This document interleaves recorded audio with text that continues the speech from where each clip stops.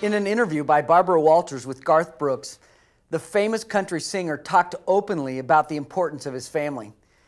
Garth explained thoughts he had about the first real conversation that he would ever have with his daughter.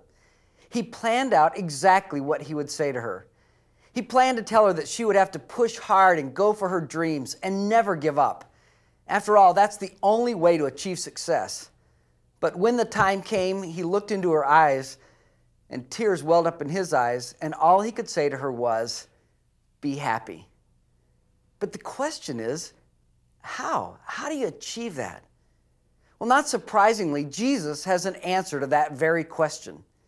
It just makes sense that if he is the architect and designer of life, then he should have the blueprint on happiness.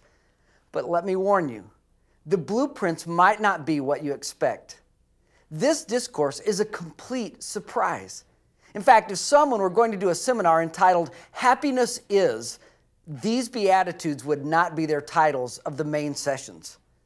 The message of the Sermon on the Mount is a timeless message relevant to every generation of believers, but I do believe it's especially relevant and timely to Christians looking for a blueprint for life in the 21st century.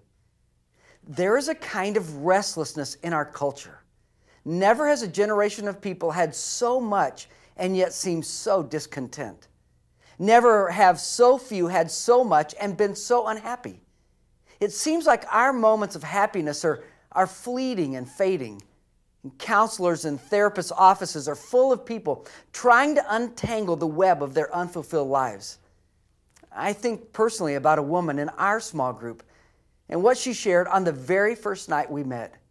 I remember her words. She said, "I'm 40 years old, my husband makes a great living, we live in a great house, and I have most everything I ever thought I wanted. But there has to be something more to life."